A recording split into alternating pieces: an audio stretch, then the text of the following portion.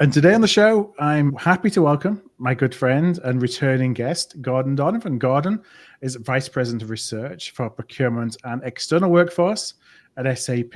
Gordon, welcome to the show. It's good to be back again, Phil. I'm waiting. I'm still waiting for my jacket for the. All right, we need. I don't know, 6th or 7th time, something like that, mate. But it's all good. If you have to ask 10, or there's it's like I know we sometimes talk in our conversations about movies. It's like Austin Powers, where you have to ask for something a certain amount of times before I can actually do it for you. Yeah, there was that SNL sketch, wasn't there, where when you get 5 times, you got the smoking jacket. I thought maybe it was that, but no, we'll try again. All right, well, we'll have to put it on our radar to do something for you next time. Okay. So the conversation that we want to have today is all around the SAP Economist Impact research. It's called The Resilient Edge, Procurement in an Era of Polycrisis. And we actually had a conversation with Barbara Farouk. It was episode 812 for anybody who didn't listen to that, talking a little bit about some of the high-level findings. We dug deep into the AI and technology side of things. What we wanted to do today is to talk more around looking at the confidence in procurement that the data is showing, the things like category management, looking at outsourcing, looking at contingent workforce. So some of the things that we didn't get a chance to talk to with Barbara. But before we do that, I know that you're really the one that's pulling all this together and the report every year and everything that goes into the report every year. So could you give us a little bit of an insight into how you kind of approached it this year and some of the things that you decided to add or change in this year's survey? Yeah, absolutely. So how do we approach it? Well, we sit down with the Economist and talk about what's going on in the world, and we review the last 2 or 3 years study. So this is the 4th year that we've been doing this. We take a look back and we kind of first of all go which questions we want to keep and which questions we're good. We can lose those, and that kind of tells us how many new bits that we've got to kind of go into. And we do go back into the previous kind of bank of questions and go, is there anything we want to go back and retest? Is there anything that we think, oh, that's really changed? So like, for instance, last year, we hadn't asked around sustainability priorities for a number of years. So could we ask those in year 1? We didn't ask them in year 2. We asked them in year 3. So we knew, well, we don't need to ask that again this year. That frees up that question because we asked it last year. And those priorities don't necessarily change dramatically. You kind of need to give it 2 or 3 years. So that's kind of the process. We sit down with the Economist, we go through, keep any ones we want to bring back in, and then obviously we look around and go, okay, what's happening in the world that we want to test? I'll speak to a lot of people internally within SAP. I'll go out and talk to an awful lot of my peer groups in procurement and try and figure out, just get some kind of high level thought processes around what people are thinking, where some questions are that they've actually got that we could actually do with getting some empirical data.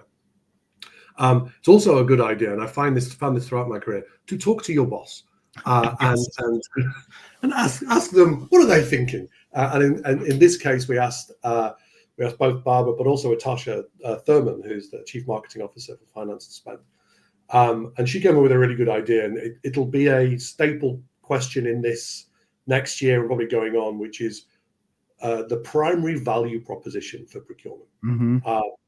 And so we wanted to know, so most of the time we asked people to pick the top 2, pick the top 3, depending on how many choices there are, or we asked them to rate against a certain kind of scoring mechanism. But we wanted for this to go, okay, you've got one choice. What has procurement ever done for you in a sort of pastiche of Monty Python kind of way?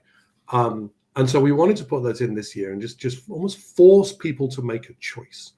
And I'm going to track this now. I wish I'd have asked this 2 years ago because it would have been very, very interesting to see how it's evolved and changed.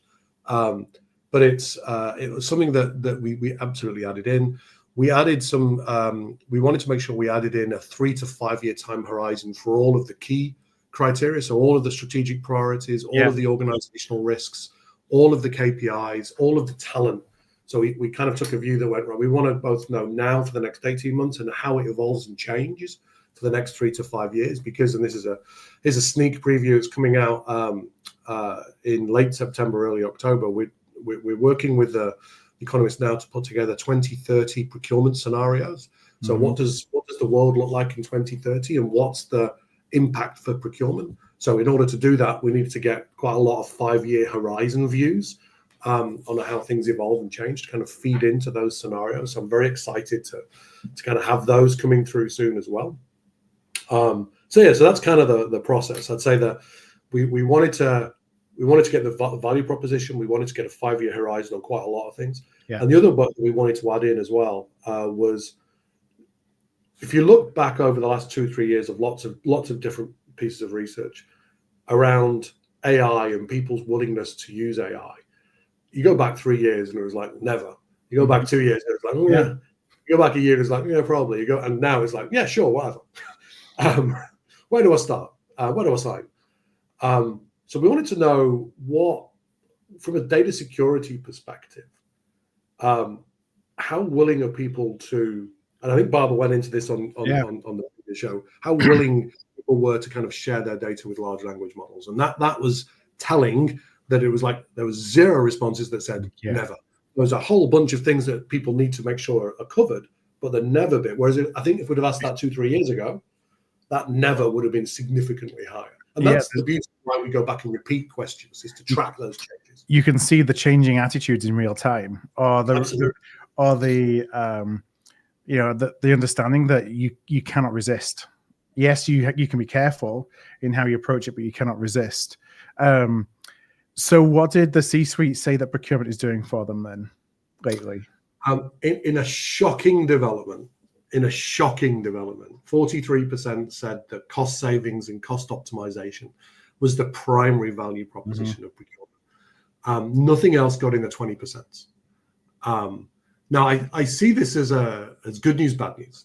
I think if I'd have asked that question 2-3 years ago, I think that number would have been in the 60s.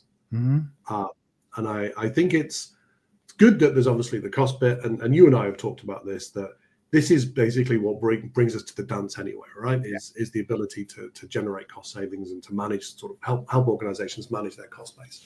But obviously, again, you and I have been in procurement for a long time, and and every procurement practitioner I know talks about all the additional value, risk, and all those kind of things that procurement can do. So the fact that it's 43%, which is still pretty high, is both good that it's kind of recognized. I would kind of want to look back at this and say, I wonder how that's going to change in next year and the year after and the year after. The second one actually globally was digitalization, which I thought was really good.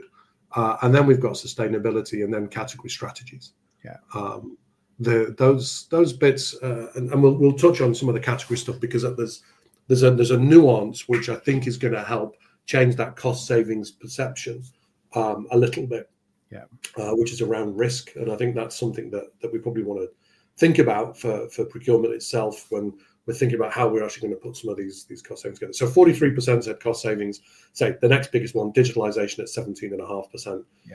You see, it's pretty telling. That cost savings, it never goes away and will never go away, but it's always kind of within a band, isn't it? And sometimes it's higher and sometimes it's lower, and it kind of goes up and down. And you almost want it to be in the lower part of the band, because that means that other value drivers, we're driving benefit in other areas beyond those savings, not to discount savings at all.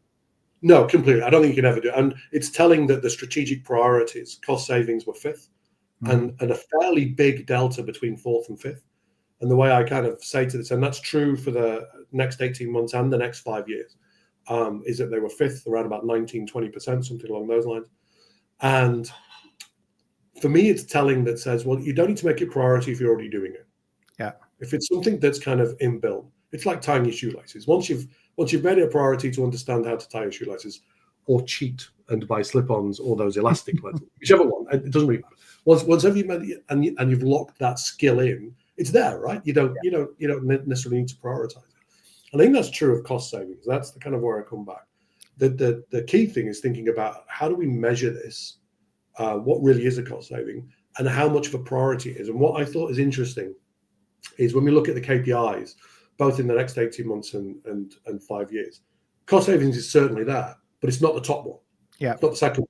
It's like 3rd, 4th, and 5th, depending on where you are in the industry that you're in. There are nuances around that.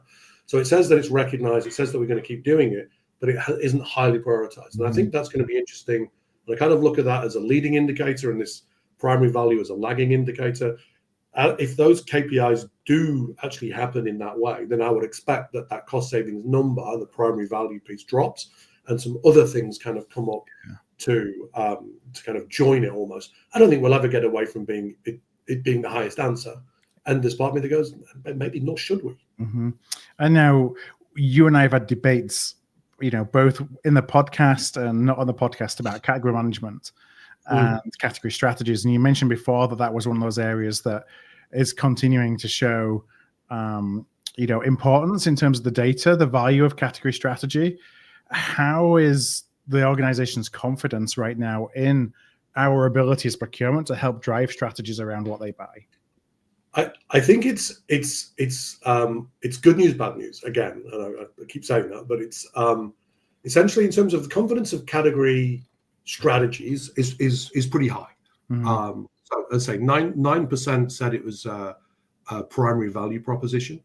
In terms of category management as an end-to-end process, 45% said they were highly confident, 51% said they were somewhat confident. You add those two numbers together, it's large, it's about 97%. But when I talked about the nuances, we asked a specific question around risk management strategies for different categories. And this kind of comes back to the primary value proposition piece. I think a lot of the time that the expectation on category management is going to deliver cost savings. And sure, that's one potential outcome. But I think that there's lots of other things. And we asked a specific area around risk management strategies. How confident are you in the risk management strategies for different categories? Mm-hmm. Only 20% said they were highly confident. Mm-hmm. And that's where I think the opportunity is to realize the full value of what category management is. Yeah. It's that recognition of it as essentially it's a risk-based strategy as opposed to a cost-saving strategy. Yeah. A lot of the times, cost-saving strategies, sure, they can come from category strategies. They'll come from a sourcing event. And I kind of have this discussion with a couple of my friends around pretty much every sourcing strategy is as a result of a category strategy. But not every category strategy should end in a sourcing strategy. Yeah. It's not a one-to-one both ways. Strategy dictates whether you pursue a sourcing strategy or not. Exactly. And I think that's where that risk management strategy kind of comes in. Reading between some of the lines and looking at the confidence in sourcing and confidence in other things and looking at the cost savings and where that kind of sits, it's clear that I think we need to help the business understand the full value of category strategies and where it is. And when I look at the risk management strategies, I've got this via persona, so it's like 21% overall. The CPO is at 23%, but the chief supply chain officer is only at 20%, and the chief financial officer is at 19%.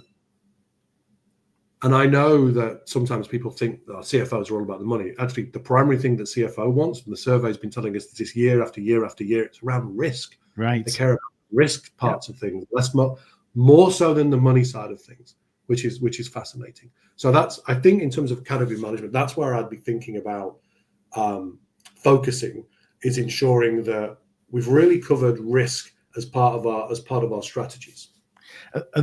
Are those numbers a risk to us as procurement in having those? Well, two things. One, being invited to participate in helping develop strategies, and two, in those strategies being taken seriously. Yeah, I think it's definitely two. It's definitely both of them. I think I'd be more worried about the latter than the former, because I think we're being invited, but it's whether or not we're being invited almost as a, can you come and save us some money? What are you talking about risk for? You're nothing to do with risk. And I think that's critical for us to have that discussion, because when I look at the primary value proposition piece, and yes, category strategies was high, risk management was at 2.5% in terms of the value that procurement brings. And that's I was shocked that it was that low. Yeah. So put it this way, when I set out the order, and I set out the order in my head a little bit to go, okay, these are the things, and this is where I think it'll come in. Cost savings was 1. I did have digitalization 2. I had risk at 3. Yeah. And it's third last. Which is pretty damning, really, isn't it? I mean, it's a lot of it is our mindset about what are we trying to create a strategy to do.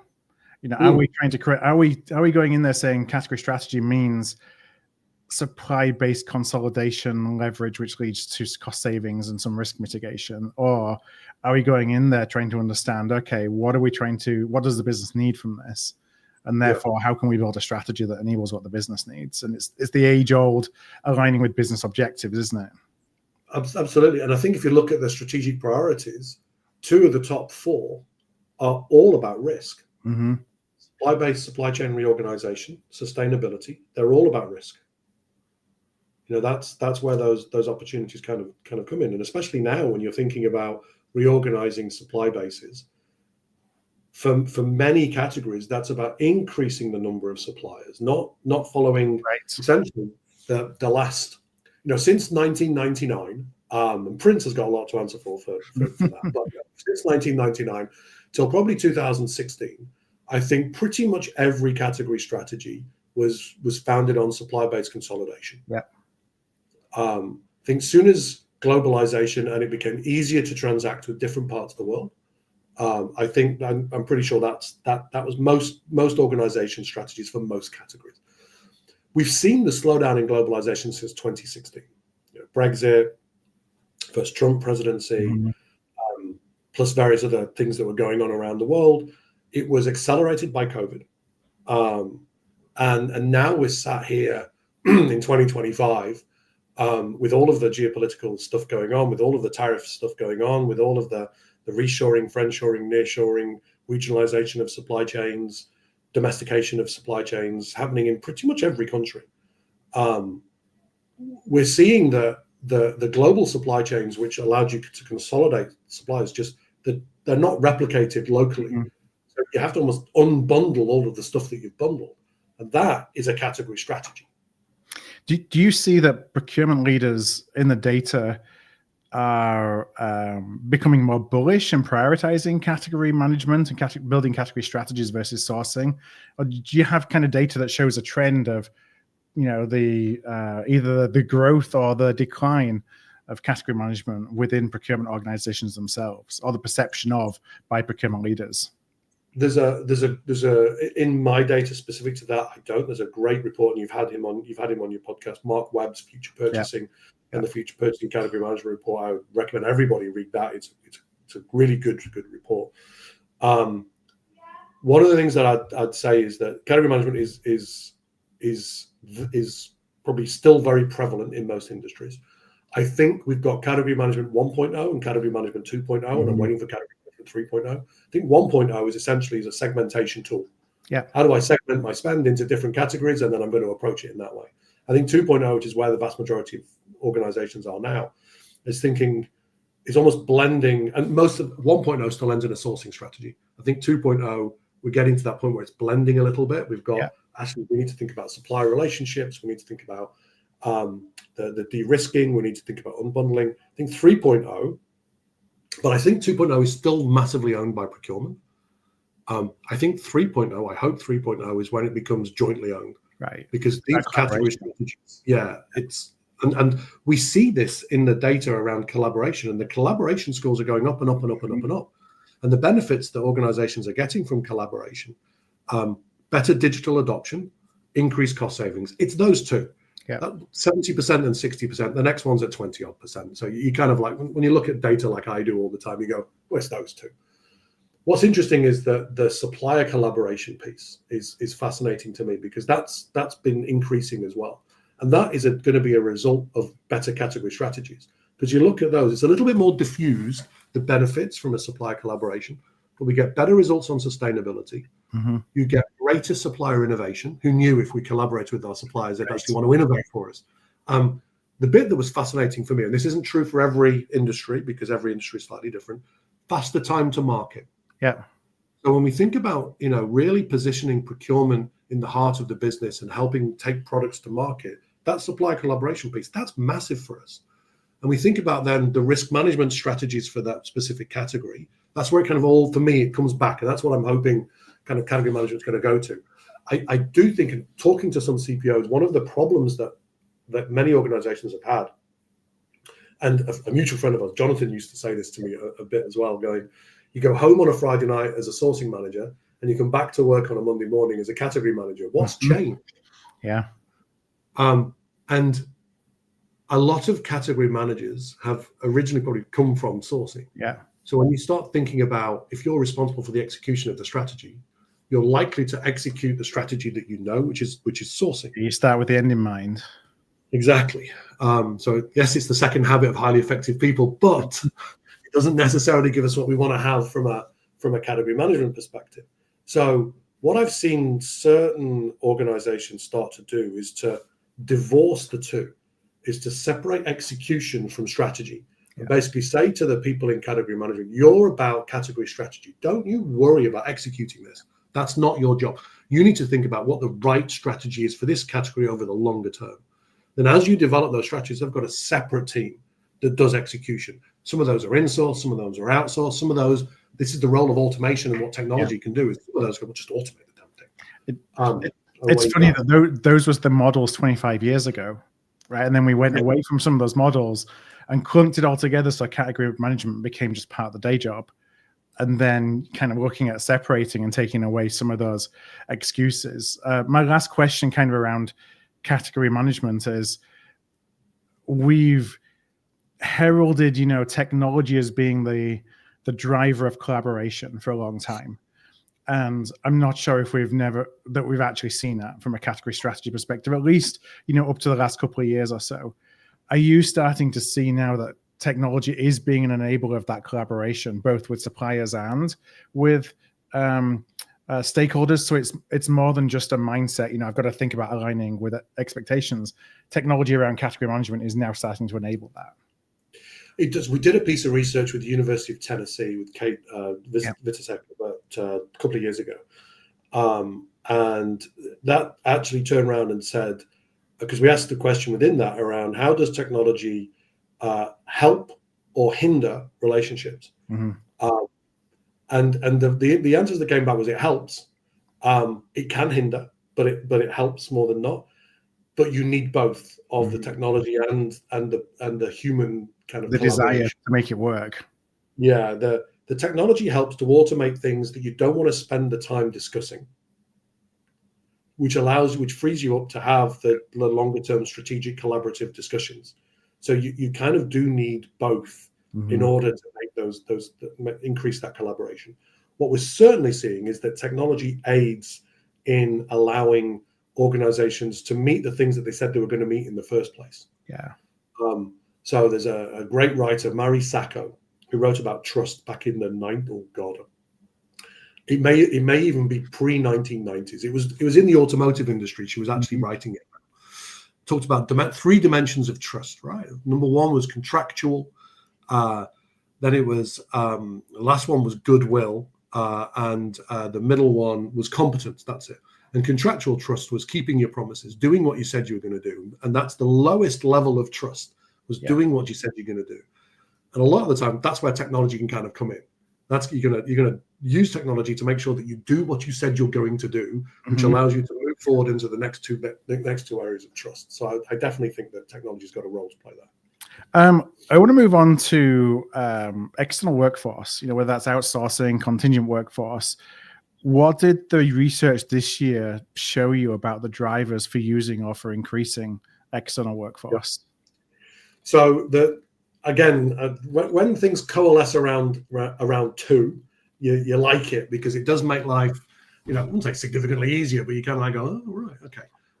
So the top 2 reasons why organizations are increasing the use of external workforce. Number 1 is cost efficiency. And 74% of the respondents said cost efficiency. Which Interesting. Is like, okay, that'll be fairly unanimous. 75% of CPOs. And number 2 was access to specialized skills at 62%. And if I ask, I'm just bring my HR number up, and it was 63% of HR said access to specialized skills, CHROs, and 74% of CHROs said cost efficiency. So it was pretty uniform across every persona, like high 70s, early 60s for those 2. The third one is like speed of technology advancement at 23%, which is a nice way of saying AI. But that's kind of what it is. So it's those 2.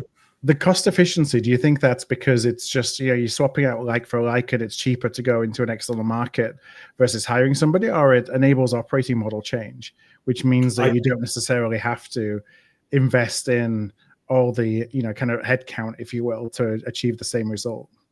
Yeah, I think it's a little bit of both. Mm-hmm. I think it's probably more primarily the operating model changes, because when I look at the organizational risk question, what's interesting there is, so we asked, what are the organizational risk factors that you want procurement to focus on for the next 12 to 18 months, 3 to 5 years? Operating models was fourth for the next 12 to 18 months, Mm-hmm. third for the next 3 to 5 years. So operating model changes. So not procurement operating model changes, organizational operating model changes. And so a question to ask us all maybe is, what's the thing that's happening at the moment that might impact organizational operating model changes? Doesn't necessarily jump out at me. But I think that's where there is. And the reason why I say this as well is that I look at non-procurement research as well. And pretty much universally, beginning of this year, every piece of research that I was looking at was saying organizations are desperately seeking a restructuring of their cost base. Yeah.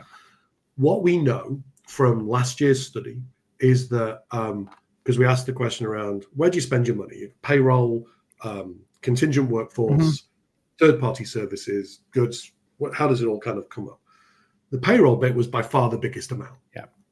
If organizations are looking to structurally change their cost, then yes, you can do things on third-party goods and services, absolutely. But one of the big things is obviously, well, I need to think about the payroll. And we just look at, most organizations like a restructuring the operating models that we just talked about, partly is because they're looking to try and find cost efficiencies. When you outsource, one of the things that organizations expect to get are cost efficiencies when you outsource. There's legislation in different parts of the world which may or may not allow that. But in general, if I've got 50 people doing something and I outsource it, I hope that person's going to be more efficient and therefore need 40 people to do it. And whilst my unit rate might be a little bit higher, I might be paying a management fee on top, the total spend should be lower. That's good old total cost of ownership. Yeah.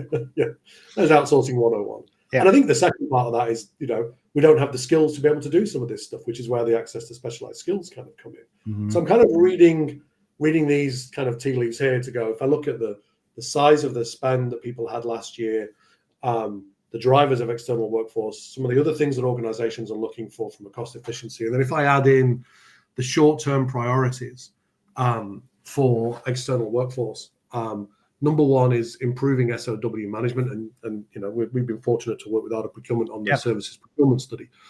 Number two is increasing outsourcing. So if you weren't reading the tea leaves from everything else, it's right there in terms of 38% of organizations, and tellingly 38% globally, 39% of CHROs identified, and 39% of CPOs identified increasing outsourcing as the second top priority for external workforce for the next kind of 12 to 18 months. So all of these things and if you're going to increase outsourcing, you're going to have a big contract, big SOW. So you better make sure that SOW is better than it is at the moment. Our research kind of identified some opportunities for organizations to improve their SOW management. So all of these things kind of, for me, sit together and go, there's an opportunity here that's potentially going to be a decent increase in outsourcing. It's an opportunity for procurement to get into the bones of risk management and to be aligned to organizational strategies, more aligned to where they are at the moment. And have expertise specific to outsourcing, offshoring, and external workforce. And it not be a category that is just kind of managed as because nobody else in the business is owning it. I think it's a true opportunity for us to be really strategic in an area that we haven't always touched. Yes. Yeah, no, I couldn't agree more. And I think there's two drivers of this. One is AI. I think AI is reshaping every organization's operating model. And two is reclaiming almost the losses, if you like, of the last 2-3 years of organizations who have, had to fight to survive and barely broke even probably on some of those. And it's like, well, we're going to have to do something different if we're going to survive. Yeah, I mean, what's interesting with AI is because obviously nobody can hide from it. It's the reason it's cracking open the door to all operating model change, and all operating model change doesn't mean I'm going to replace everybody with AI. It's like if I'm now starting with a blank piece of paper, with AI over here, with internal FTEs over here, with the potential to outsource or use external workforce over here. Now I'm going to redesign everything, because I'm not just going to redesign things for technology. I'm going to redesign everything for the whole model. And we certainly have seen from other research, I'm sure you have too, is that where investments are going more in technology than they are additional people. Yeah. So, when investments are made, that's kind of the direction that organizations are pushing the money. And it's telling, for me, again, AI and AI strategy and implementation is number 2, number 3, depending on whereabouts in the world you are from a strategic priority. If I look at KPIs, the organizations are looking for, digital adoption metrics are number 2, both in the long and the short term. Yeah. If I look at the skills that organizations are looking for from procurement, in terms of the how they're going to prioritize talent development in their team, number 1, shockingly, is AI proficiency. Yeah. And ethics around AI, like 68% globally, 68% CPOs. Interestingly, 70% of chief supply chain officers all identified that AI proficiency and ethics was the top talent development strategy from a procurement perspective. Right. You'd expect that to be broader as well from just looking at procurement. So when we start to look out into that 3 to 5 year kind of outlook, I think you've tracked data since you began the survey of 18-month priorities, 5-year priorities. Those 5-year priorities 4 years ago are now supposedly 18-month priorities. I don't know if the data kind of supports that, or whether the 3 to 5 year priorities kind of continue to get, the more we've talked about this offline, become more aspirational. I just wonder if you could talk a little bit to, kind of the difference between now and the future, and if you see those priorities for the future starting to become more present, as you've run the data over the last few years. Some of them, yeah. I mean, so some things haven't changed and some things have. What was interesting this year, for the first time in the 4 years that we've done this study, the top organizational risk priorities were mirrored in the top strategic priorities, both in the short term and the long term, which is fascinating. Yeah. That does tell me, with some other, the alignment's getting better. Yeah. The collaboration's getting better. And again, I've got numbers that support the collaboration getting better. And this is actually the first time. So the previous 3 years, the top organizational risk was supply chain visibility. If it wasn't the top, it was in the top 2. Yeah. Improving and understanding the multi-tiered nature of supply chains and mapping where they are. That was, in the short term, that was like 6th this year. Previously, the supply chain visibility, multi-tier supply mapping had never appeared in the top 4 or 5 strategic priorities. So it's like, well, it's always going to be a risk unless you prioritize it. It comes back to the conversation we're having around tying shoelaces, right? Unless you prioritize doing it, you're never going to get better at it. Someone's not going to come along and magically do something for you. Supply chain visibility this year wasn't in the top 4. Interestingly, in the longer term, it comes back again. And part of that is to do with that supply chain reconfiguration. But this year, the top 4 strategic priorities: sustainability, supply chain, supply-based reconfiguration, AI, and digitalization. Top risks: sustainability, geopolitical dynamics. Actually, geopolitical dynamics is the top one in the short term by a decent margin, to be fair. Geopolitical dynamics is the top one. And that kind of mirrors in that supply chain, supply-based reconfiguration. Sustainability is number 2. Longer term, it's number 1. And the previous few years, sustainability has always been the top one in the 3 to 5 year risks. It's also been the top one in the 3 to 5 year strategic priorities. But this time, it's in the short-term strategic priorities as well. Not for every part of the world, in different parts of the world. The US right now, it's like the 3rd priority. In Europe, it's the top priority. And so you can kind of see, there are some regional kind of nuances. AI was the 2nd risk. Yeah. So you look at that as being, you put, so for those who don't know, you spent most of your career as a practitioner and a CPO. How would you use that data of kind of the 3 to 5 year outlook to inform some of the things you were doing as a CPO today? I would look at the first thing I'd look at is the talent development strategy. Yeah. Going, if these are going to be the priorities for my organization, have I got the team in place and have they got the skills in place to be able to do this? What does my structure look like? Do I need to change my structure? Do I need to change my talent development? What's the technology do? Am I going to need to kind of do this?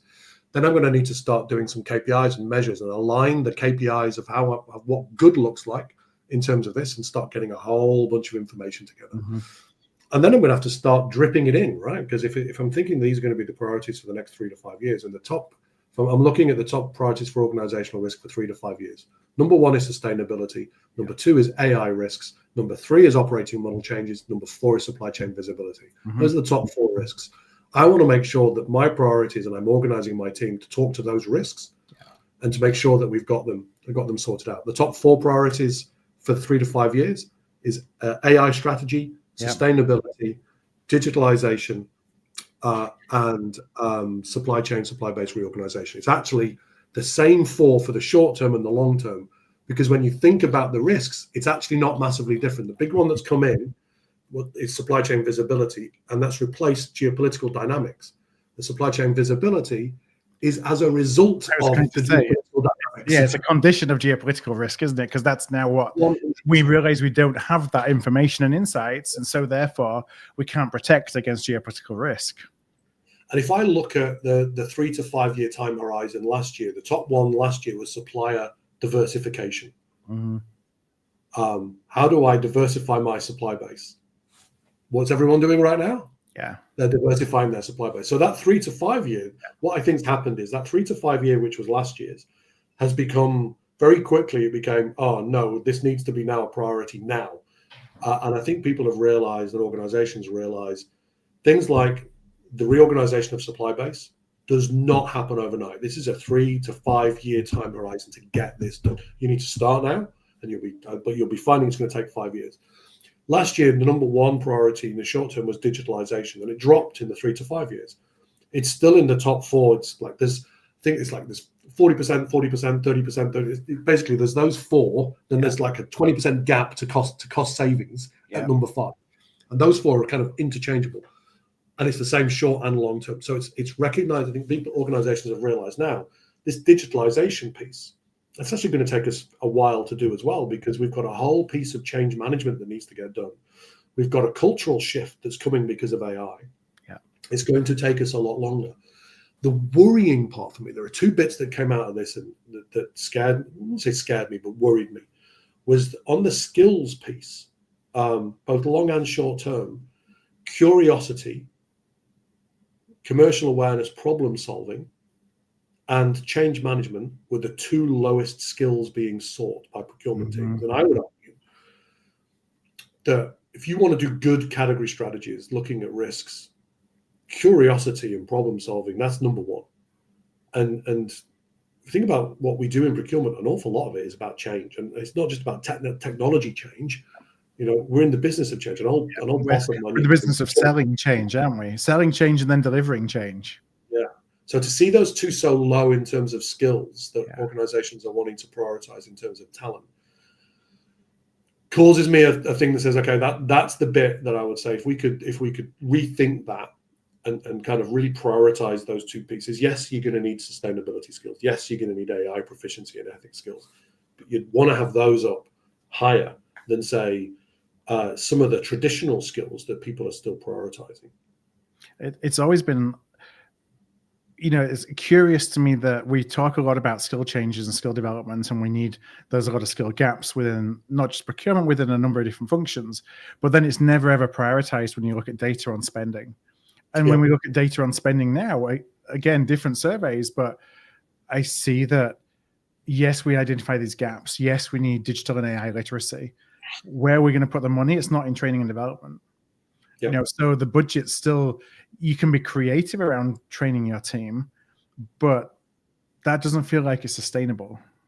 Not putting money in training and development if you want a different AI enabled kind of team.